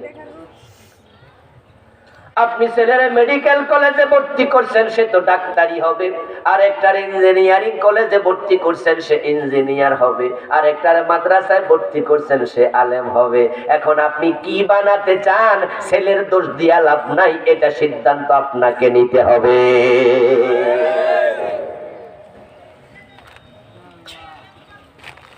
ভালো যে হয় না, দোষ আপনার, দোষ আপনার। ব্যতিক্রম আছে কিছু, হুজুর চেষ্টা করছি, হেফসখানায় পড়াইছি, মাদ্রাসায় পড়াইছি, পারি নাই, বলাটা যায় না, বাইরাইলেও যায় না, এমন 2-1টা অভিযোগও আছে। এটা ব্যতিক্রম, আল্লাহ আপনারে ধরবে না। যেমন কেনান কাফের, এই জন্য নূহ নবীরে আল্লাহ ধরবে না। কারণ নূহ নবী কি চেষ্টা করে নাই? আওয়াজ করেন না, কথা বলেন না। চেষ্টা করছে কিনা? চেষ্টা কিন্তু করছে। যখন ছেলেটা ডুবে যায়, তখনও বলছি ইয়া বুনাইয়ার কাব মানা, ডুবিস না, নৌকায় ওঠ, নৌকায় ওঠ। যখন কেনান ডুবে যায়, তখনও বলছে ডুবিস না, নৌকায় ওঠ। কেনান জানে সে নৌকায় উঠলে কালেমা পড়া উঠা লাগবো, তাই এতে রাজি না। ওই নৌকার টিকেটের নাম লা ইলাহা ইল্লাল্লাহ। এই কালেমাটা পরে টিকেট কাইটা নৌকায় ওঠো। ও আমার কলিজার টুকরা ছেলেয়া বুনাইয়া, ইবনি বলে নাই, ইবনুন মানি ছেলে, বুনাইয়া মানি আদরের ছেলে। কত মহাব্বতের ডাক দিছে, ও আদরের ছেলে কেনান ওঠ, ওঠ তাড়াতাড়ি আয়। কেনান দূরে দাঁড়ায় কয় না না, আমি তোমার সাথে নাই। সাউবি ইলা জাবালিন ইয়াসিমুনি মিনাল মা। যে পানি চারিদিক থেকে আসতেছে, ও নূহ নবী বাবা আমার, তুমি ভাবছো আমি ডুবে যাব, তোমার সাথে নাই, আমি ওই পাহাড়ের চূড়ায় উঠবো। ইয়াসিমুনি মিনাল মা, পাহাড়ে উঠে গেলে তো আর পানি আমারে খুঁজেই পাইব না। নূহ নবী কয় আজকে পাহাড়ও বাঁচাইতে পারবে না, লা আসিবালিয়াও, পাহাড়ও ডুবে যাবে। কয় পাগলামি করো, জীবনে পাহাড় ডুবছে কোনদিন? নূহ আলাইহিস সালাম বলেছে পাহাড় আজকে ডুববে, আজকে বাঁচতে পারবি না, ওর তাড়াতাড়ি ওর। চেষ্টা করছে কিনা? কথা কয় না, দুই চারজন কথা কয়, বাকিরা বলেন না কেন? চেষ্টা করছে কিনা? আপনিও করেন, চেষ্টা করতে থাকেন, কিন্তু আপনি উল্টা পাল্টা জায়গায় দেবেন, তারপরে আবার বলবেন হুজুর মানুষ হয় না, আমার কি দোষ, এসব চলবে না। একজন মহিলা তার বাচ্চা নিয়ে আমার বাসায় আসছে, আমি বাসায় নাই, আমার ওয়াইফের কাছে ওনারে পাইছে, পাইয়া কয় হুজুরের কাছে একটু দোয়া চাইয়েন, আমি আসছি বলবেন আমার সালাম দিয়ে, তারপরে হুজুরকে বলবেন আমার ছেলের জন্য দোয়া করতে, আমার ছেলে যেন হুজুরের মতো একজন বড় আলেম হয়। যদি আমি বড় নই, ওই মহিলা বলতেছে হুজুরের মতো বড় আলেম বানাইতে চাই, দোয়া করতে বলিয়েন, আমি পাইলাম না। তা আমার ওয়াইফ জিজ্ঞাসা করে ছেলে পড়ে কই? ওই হাই স্কুলে, রেডিও কলোনি হাই স্কুল, এটার নাম আর কি, কই রেডিও কলোনি হাই স্কুলে। আমার বন্ধু আমার কাছে এবার দোয়া চাইলো, আমার ওয়াইফও মনে মনে হাসছে, বেশি কিছু আর বলে নাই। তা আমি কইলাম সিটাঙ্গের গাড়িতে উঠা যদি কো আল্লাহ আমারে ডাকা নিও হইব, পরে কইয়া দিব আমি তো চেষ্টা করছি। আসলে এটা নয়, যথাযথ চেষ্টা দরকার আছে না নাই? যথাযথ চেষ্টা করে এবার দোয়া শুরু হবে। আগে বিয়েটা করো, তারপরে এবার ক আল্লাহ আমার বাচ্চা দাও। তুমি বিয়া করার আগে যদি কো বাচ্চা চাইছি, আল্লাহ দেয় না। কোন সন্তান খারাপ হয়ে আসে নাই, খারাপ হওয়ার জন্য আপনি দায়ী। এই পুরা কটিয়াদি থানায় যত আলেম আছে, যত মাদ্রাসার শিক্ষক আছে, মসজিদের ইমাম খতিবেরা আছে, তালিকা করেন, করে করে সাক্ষাৎকার নেওয়া শুরু করেন। কয়জন কামেল দাওরা পাস হুজুরের ছেলে মদ খায়? যদি আলেম পাওয়া যায় ৫,০০০, তাদের সন্তান মদ খায় এমন ২-১ পাওয়া খুব জটিল, খুব জটিল। পাবেন না, পাবেন না, কারণ আলেমের সন্তান মদ খাবে কেমনে? আলেমরা তো মদ খায় না, আলেমরা তো বিড়ি টানে না। ২-১টা যদি পান সেটা কেনানের মতো, ঠিক না? এরপরে আবার কেউ কেউ বলবেন হুজুর অমুক তো কোনো চেষ্টা মেষ্টা করে নাই, বাপে নাই, হইছেই বাপ ছাড়া, মানে মায়ের পেটে থাকতে বাপ মরে গেছে, আছে না? হুজুর ওই যে বড় আলেম হয়ে গেছে, আমনে কোন আমরার দোষ, হে হইল কেমনে? আমি বলবো এটা হলো ইব্রাহিমের বাবার মতো, বাবা কাফের, আল্লাহ ছেলেরে নবী বানাইয়া দিছে। এগুলো রেয়ার কেস, এক্সেপশনাল ম্যাটার। ২-১টা ব্যতিক্রম হবে, ব্যতিক্রম উদাহরণ হয় না। আপনার সন্তান ভালো হোক যদি আপনি চান, তাহলে আমি আপনাকে কয়েকটা টিপস দিয়ে যাই। আমার মায়েরা, আপনারাও চান সন্তান ভালো হোক, ভালো সন্তান চাইলে আপনাকে উদ্যোগী হওয়া লাগবে। কারণ বলছিলাম সন্তান কাঁচা মাটির মতো, তাকে আপনি চাইলে সারও বানাইতে পারবেন, চাইলে হুজুরও বানাইতে পারবেন। প্রথম কাজ হবে সন্তানের জন্য আল্লাহর কাছে মন খুলে দোয়া করা, বেশি বেশি দোয়া, বেশি বেশি দোয়া। কারণ ভালো মন্দ যাই হয় না কেন, প্রত্যেকটাতে আল্লাহর কুদরত আছে না নাই? আপনি বলেন না আল্লাহ তুমি যদি মুশরিক আজরকে ইব্রাহিমের মতো সন্তান দিতে পারো, আমি তো মুশরিক নই, আমি তো মুমিন, আমি তো তোমার গোলাম, আমি তো তোমারে ভালোবাসি, আল্লাহ তুমি আমারও একটা নেক সন্তান দাও। বারবার বলতে থাকলে আল্লাহ যদি টিক চিহ্ন দিয়ে দেয়, আপনার ছেলে ইমাম আবু হানিফার মতো, ইমাম বুখারীর মতো বড় আলেম হতে পারবে। নবী আর আসবে না, কিন্তু ইমাম বুখারীর মতো আলেম আসবে না, এমন কথা তো কোরআন হাদিসে নাই। এই জন্য আল্লাহ দোয়া শিখাইছে, বাবা দোয়া করো, রব্বানা হাব লানা মিন আজওয়াজিনা ওয়া যুররিয়াতিনা কুররাতা আয়ুন ওয়াজআলনা লিল মুত্তাকিনা ইমামা। সুবহানাল্লাহ। আল্লাহ তাআলার বক্তব্য, আপনি আল্লাহর কাছে বলবেন, আল্লাহ এমন সন্তান দাও যেন চোখটা জুড়াইয়া যায়। অনেকে আছেন সন্তানের ভালো করার চেষ্টায় অতিষ্ঠ, ভালো করতে চান, ভালো হচ্ছে না, পড়ে না, অমনোযোগী, দুষ্টামি করে। অনেকে দোয়া চায়, হুজুর ছেলেটা মোবাইলে এত বেশি গেম খেলে ফিরাইতে পারি না, স্কুলে পাঠাই, মাদ্রাসা পাঠাই, যাইতে চায় না। আমরা তখন বলি আল্লাহর কাছে বেশি বেশি দোয়া করতে থাকেন, বেশি বেশি দোয়া করতে থাকেন। আল্লাহ দোয়া কবুল করলে মানুষের অন্তর আল্লাহর দুই আঙ্গুলের মাঝখানে, চাইলে তিনি আবার ফিরিয়ে দিতে পারেন। মা বাবার দোয়া কবুল হয়, কবুল হয়। ইব্রাহিম দোয়া করছে না, রব্বি হাবলি মিনাস সালিহিন, আল্লাহ একটা নেক সন্তান দাও। আল্লাহ কয় ঠিক আছে যাও, ইসমাইল দিয়ে দিলাম। সুবহানাল্লাহ, ইসমাইল পাইয়া গেছে দোয়া কইরা। হযরত জাকারিয়া আলাইহিস সালাম দোয়া করছে, আল্লাহ কয় যাও ইয়াহইয়ারে দিয়ে দিলাম। সুবহানাল্লাহ। রব্বি হাবলি মিন লাদুনকা যুররিয়াতান তাইয়্যিবাতান ইন্নাকা সামিউদ দুআ। জাকারিয়া নবীকে আল্লাহ একটা উত্তম সন্তান দাও। আল্লাহ কই সাথে সাথে দিয়া দিলাম। সুবহানাল্লাহ। অথচ উনি তখন একবারে বুড়া, ডেন্ডুরা বুড়া। হযরত জিবরিল আমিন এসে যখন জানালেন, ইন্নাল্লাহা ইউবাশশিরুকা বিগুলাম, ও জাকারিয়া, আল্লাহ আপনাকে একটা সন্তানের সুসংবাদ দিচ্ছে। সুবহানাল্লাহ। আপনি যে দোয়া করছেন না, ওহুয়া কাইমুন ইউসাল্লি ফিল মিহরাব, উনি মারিয়ামের রুমের মাঝে নামাজে দাঁড়ায় দোয়াটা করছিল। মারিয়ামের রুমে যখন মৌসুমী ফল দেখলো, জিজ্ঞাসা করলো, আন্না লাকে হাযা, এই ফল তুমি পাইলা কই? মারিয়াম কো হুয়া মিন ইনদিল্লাহ, আল্লাহ পাঠাইছে। জাকারিয়া নবী কয় কিরে, এই মৌসুমে ল্যাংরাম আসলো কোত্থেকে? কটিয়াদি বাজার। একবারে মনের পর মন পাওয়া গেছে, এখানে চোষাম, ল্যাংরাম। দোকানদারের কয়, দোকানদার এগুলো পাইলা কই? দোকানদার কয় আল্লাহ পাঠাইছে। জাকারিয়া নবী কয়, আল্লাহ যদি অমৌসুমে ফল দিতে পারে, বুড়ো বয়সে সন্তান দেওয়ার ক্ষমতা আছে না নাই? তো রব্বি হাবলি মিন লাদুনকা এভাবে দিবা, রব্বি হাবলি মিন লাদুনকা যুররিয়াতান তাইয়্যিবা, ও আল্লাহ আমারও একটা নেক সন্তান দাও। আল্লাহ জিবরিলকে কয় তাড়াতাড়ি যা, কবুল হয়ে গেছে। সুবহানাল্লাহ। শুধু সন্তানে দিলাম না, ইসমুহু ইয়াহইয়া, আমি আল্লাহ তার নামও রেখে দিলাম। সুবহানাল্লাহ। সাজ্জাদান ওয়া হাসুরা ওয়া নাবিয়্যাম মিনাস সালিহিন, সে উত্তম সন্তান চাইছে, উত্তম সন্তান দিলাম। শুধু উত্তম না, তারে আমি নবী বানায়া দিলাম।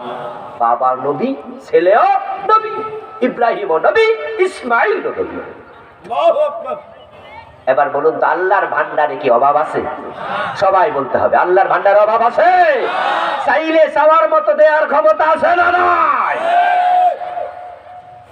ইবলিস চাইছিল, আল্লাহ ইবলিসেরও দিছে, আল্লাহ ইবলিসেরও ফিরায় না। ইবলিস কইছিল আল্লাহ কিয়ামত পর্যন্ত হায়াত দাও, আল্লাহ কি ফিরাইছে? আল্লাহ যদি ইবলিসের দিতে পারে, আপনারে পারবে না? দোয়া করবেন, দোয়া দোয়া দোয়া। বদদোয়া দেবেন না সন্তানকে।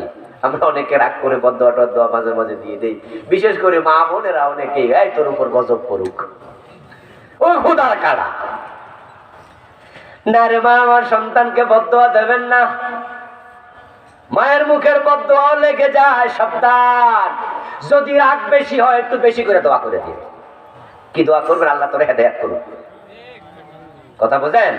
রাগ বেশি হলে কি বলবেন? আল্লাহ তোরে হেদায়েত করুক।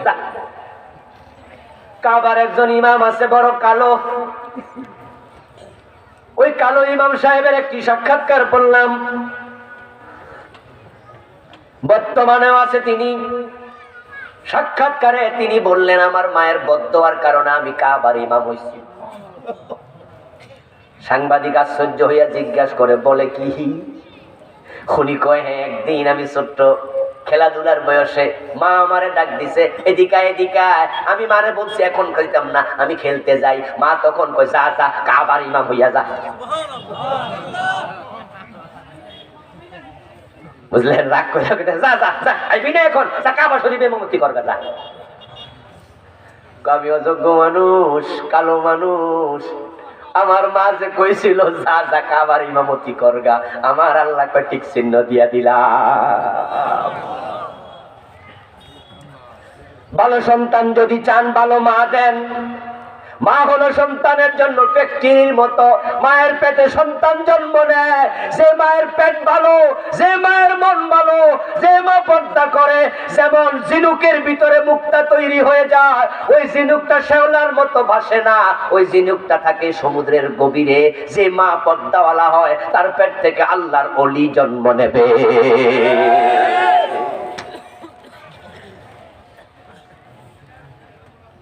যে মা পেট দেখাইয়া পিঠ দেখাইয়া হাঁটে, ওই মার পেট থেকে ভালো সন্তান আশা করা যাবে না। এই জন্য আমার মায়েরা, আমার বাবারা শুনুন, বিয়ে করাতে যাবেন মেয়ে, আগে জিজ্ঞাসা করবেন পর্দা করে কিনা। আপনার মেয়ে যদি বৈশাখী মেলায় যায়, বৈশাখী শাড়ি পইরা নাবির নিচে পাঁচের আঙ্গুল খালি রেখা, তারপরে এমন ৫০ স্টাইলে শাড়ি পরছে, শাড়ি না মশারি, পেটের পশমস দেখা যায়, এমন শাড়ি মশারি আছে না নাই? রাস্তায় হাঁটছে, পর পুরুষ তাকাইছে, তোমার নাভি দেখছে, পেট দেখছে। মা শোনো, তোমার বুকের নিচ থেকে তোমার নাভির নিচ পর্যন্ত এখানে ১ হাত পরিমাণ জায়গা আছে। এই জায়গাটা বড় দামি জায়গা, এখানে মানুষের জন্ম হয়। ওই জায়গার হেফাজত করিও। সেই পেটের দিকে পর পুরুষের নজর পড়ে গেছে। আন-নাজরু সামুম মাসমুমিম মিন সিহামিশ শয়তান। রাসূলের বক্তব্য, পর পুরুষের খারাপ নজর হলো শয়তানের বিষ মিশানো তীর। আন-নাজরু সামুম মাসমুম, বিষ মিশানো তীর, মিন সিহামিশ শয়তান। যে বুক পর পুরুষ দেখে, ওই বুকের দুধ খাইয়া সন্তান ভালো হবে না। মায়ের কোল হলো সন্তানের জন্য ইউনিভার্সিটির মতো। হেদনুল উম্মাহাত হিয়াল মাদ্রাসাতুল লিল বানিনি ওয়াল বানাত। মা যদি ইংরেজ হয়, সন্তান ইংরেজি শিখে। মা যদি আরবিয়ান হয়, সন্তান আরবি ভাষায় কথা বলে। মা যদি বাঙালি হয়, সন্তান বাংলা ভাষায় কথা বলে। মা নজি নামাজি হয়, সন্তান নামাজি হয়ে যায়। মা যদি বেপর্দায় চলে, সন্তান পর্দাওয়ালা হয় না। এজন্য ভালো মা দিও, ভালো মা, ভালো মা। হযরত ওমর রাতের বেলায় ঘুরতে যাইয়া মা মেয়ের কথা শুনেছে, দুধে পানি দাও। গল্পটা মনে আছে না নাই?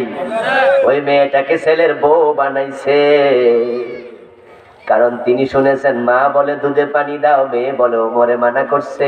মা বলে ওমর তো দেখবে না, মেয়ে বলে ওমরের আল্লাহ তো দেখে। ওমর গল্প শুনে বুঝেছে মেয়েটার কলবের মাঝে তাকওয়া আছে, এটাই দরকার। ছেলেরে বিয়ে করে।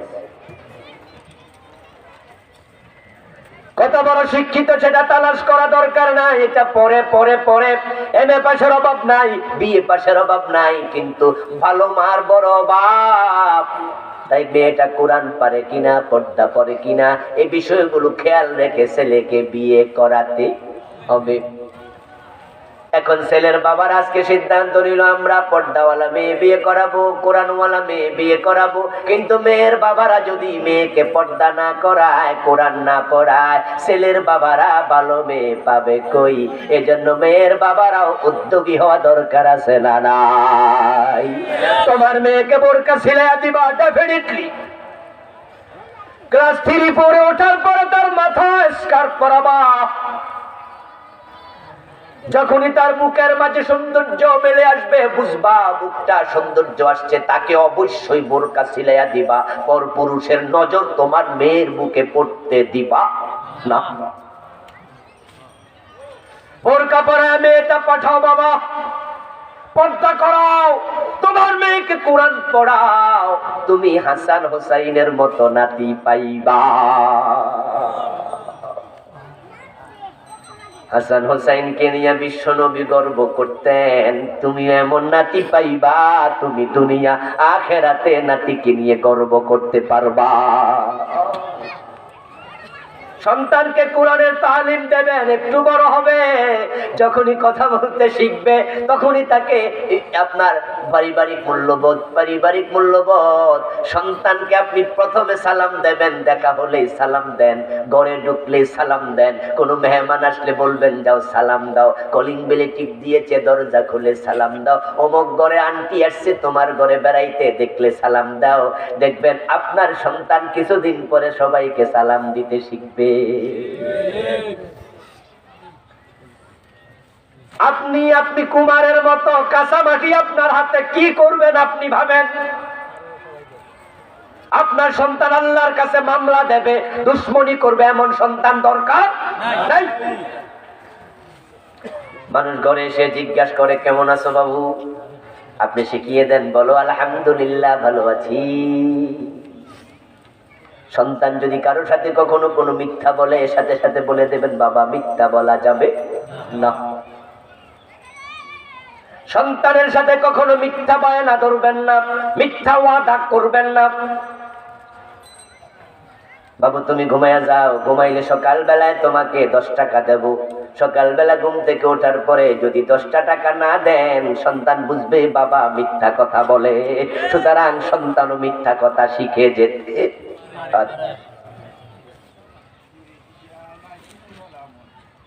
স্কুল থেকে আসার সময় আপনার সন্তান ব্যাগের মাঝে 2টা পেন্সিল নিয়ে ফিরেছে, অথচ আপনি দিচ্ছেন একটা। মা জিজ্ঞাসা করে কিরে বাজান একটা পেন্সিল নিছ, 2টা আসলো কোত্থেকে? ছোট মানুষ বলে টেবিলের উপরে পাইছি, স্কুল থেকে নিয়ে আসছি। আপনি সাথে সাথে বলে দেন বাবা পরের জিনিস আনতে নাই। পরের দিন স্কুলে রওনা দিছে, তার পেন্সিলটা তার হাতে দিয়ে দেন, তারপরে বলে দেন টেবিলের উপর রেখে এসো, এটা আর আনবা না কোনোদিন। এই সন্তান লাখ টাকা পরে থাকলো ধরবে না। মায়ের সেই অর্ডার, মায়ের উপদেশ তার কলিজার মাঝে পাথরে খোদাই করার মতো খোদাই হয়ে যাবে। যদি আপনি মুস্কি হাসি দিয়ে এখন ভালো হয়েছে পেন্সিল আনছত, মাশাআল্লাহ আমার পুতের বুদ্ধি আছে, এমন কিছু মা বাবা আছে না ভাই? বুদ্ধি আছে মাশাআল্লাহ। হ্যাঁ, স্কুল থেকে আসার সময় কাঁচামরিচ আনছে, কাঁচামরিচ মা খাইতে বসে দুপুরবেলা, মেয়েটা তার স্কুলের ব্যাগ থেকে খুলে মারে দিছে। মা কাঁচামরিচ কসকসা কই পাইছস কই? ফাতেমা কয় রাস্তার পাশে খেতে সুইলালি আইছে। মা কয় মাশাআল্লাহ বুদ্ধি আছে। এই যে তুমি মাশাআল্লাহ বুদ্ধি আছে কইছো, পেন্সিল আনছে আজকে, কাঁচামরিচ আনছে আজকে, বড় হইলে পরের গরু চুরি করতে পারে। এই জন্য সন্তানের দোষ বেশি না মা বাবার দোষ বেশি? আরে বাবা বিড়ি খায়, ছেলেরে দিয়া বিড়িতে আগুন লাগায় আনে, এমন বাবা আছে না নাই? এ আব্দুল্লাহ করে ভূত ফুটে কয় কি বাবা? জোহরের নামাজ, জোহরের খাইয়া টাইয়া রানসাওয়ারের পরে শুইয়া শুইয়া ছেলেরে ডাইকা কয় পাকঘর থেকে একটা বিড়ি ধরাইয়া আনতো। ছেলের সামনে বিড়ি টানে এমন বাপ আছে না? তোমার থেকে কি শিখবো? এটা স্বাভাবিক। সন্তান বড় অনুকরণ প্রিয় হয়। মনে রাখবেন সন্তানের কাছে তার বাবার চেয়ে বড় কোনো নায়ক নাই। বাবা হলো সন্তানের কাছে সবচেয়ে বড় হিরো। ডাক্তারের ছেলেরা বলে ডাক্তার হতে চাই, ছোটবেলায় অবুঝ অবস্থা জিজ্ঞেস করবেন। ইঞ্জিনিয়ারের ছেলেও বলবে আমার বাবার মতো হব। আমার সন্তানকে অনেকে জিজ্ঞাসা করে ছোটগুলো, বড়গুলো তো বুঝ হইছে, ছোটটিরে জিগায় তুমি বড় হইলে কি হইবা? কাব্বার মতো হুজুর হব। বাবা হলো সন্তানের কাছে বড় মহানায়ক। এখন আপনি যদি বিড়ি টানেন সন্তান তো এটা শিখবে। আপনি যে বাবা, আপনি বললেন বিড়িটা ধরাই আন, সন্তান বিড়ি ধরাইতে পাক ধরে গেল, চুলার মাঝে আগুন লাগাইয়া ডানে বামে তাকাইয়া মনে মনে কয় আমার আব্বা যে এত চোখ বন্ধ কইরা টান মারে, আল্লাহ জানে কি মজা এটার ভিতরে আছে। এত ডানে বামে তাকাইয়া 2-1টা টান মারার সম্ভাবনা আছে না নাই? তোরে বিড়ি খাওয়া শিখাইল কে? সাবধান, নাম রাখবেন ভালো দেখে, ভালো নাম, ভালো মূল্যবোধ। কোরআন হাদিসের চর্চা আপনাকে দিতে হবে। আমাদের পরিতাপ সরকার উদ্যোগ নেয় নাই। যদি সরকার উদ্যোগটা নিত, প্রাইমারি স্কুলে কোরআন ঢুকাইয়া দিত, তাহলে ঘরে ঘরে কোরআনের আলেম তৈরি হয়ে যেত। এটা আমাদের জন্য বড় পরিতাপ, বড় আফসোস। আমাদের সরকার 50 বছরে এটাই বুঝলো না, আমরা বুঝাইতে পারলাম না। অথচ পৃথিবীর প্রায় মুসলিম কান্ট্রিতে কোরআন শিক্ষা বাধ্যতামূলক। কাবার সামনে বসে আছি, রমজান মাস, আসরের নামাজ পড়েছি। আসর থেকে মাগরিব পর্যন্ত কোনো কাম কাজ নাই, নফল নামাজও নাই, কিচ্ছু নাই। তাই বসে বসে কাবার গিলাফের দিকে তাকাই আছি, কারণ কাবার দিকে তাকাইলেও সওয়াব আছে না নাই? তাকাইলেও সওয়াব। আমার ডান পাশে দেখি এক আল্লাহর বান্দা কোরআন তেলাওয়াত করছে।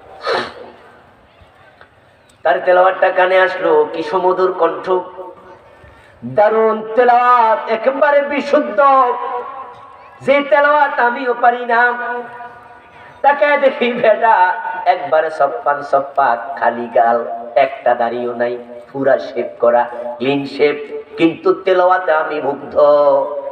আমি তাকে মুস্কি হাসি দিলাম, সে আমার দিকে তাকাইয়া তেলাওয়াত বন্ধ করে সালাম দিল।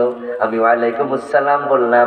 জিজ্ঞাসা করলাম, মিনাইনা আনতা, আইসেন কোত্থেকে? হর ফ্রম ইউ। কয় কি? মিন ইজিপ্ট। ইজিপ্ট থেকে আসছি, মিশর থেকে। জিজ্ঞাসা করলাম, আনতা হাফিজুল কোরআন, আপনি কি কোরআনের হাফেজ? যেই তেলাওয়াত আপনি দিছেন, হাফেজ না হলে এটা পারার কথা না। সে হাসি দিয়ে কয়, আলহামদুলিল্লাহ আমি হাফেজ। কিরে দাঁড়ি নাই, মুছ নাই, কয় কিরে হাফেজ?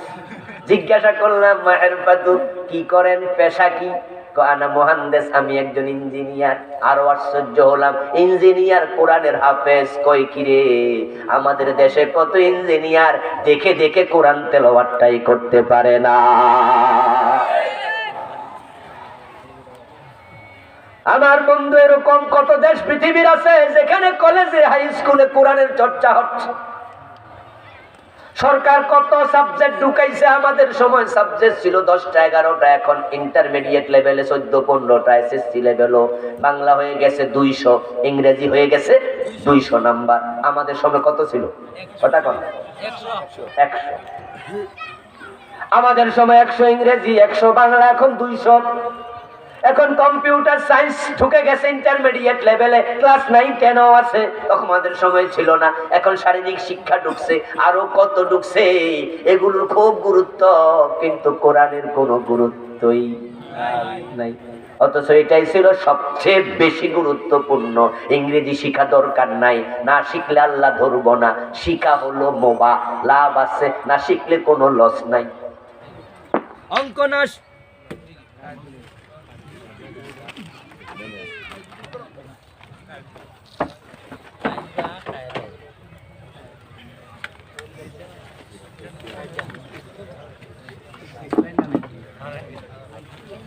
অঙ্ক না শিখলে আল্লাহ ধরবে না। শিখলে ভালো, না শিখলে গুনাহ নাই। কিন্তু কোরআন যদি না জানো, আল্লাহ ধরার সম্ভাবনা আছে না নাই? শুধু ধরবো নাকি ধরবই? তো ওটার গুরুত্ব কই? আমাদের সরকারগুলো মুসলমান, কিন্তু তারা যেটা কেন বুঝে না আমার জানা না। আমরা দাবি জানাতে চাই, প্রাইমারি, হাই স্কুল, কলেজ লেভেলে কোরআন হাদিস ঢুকাতে হবে।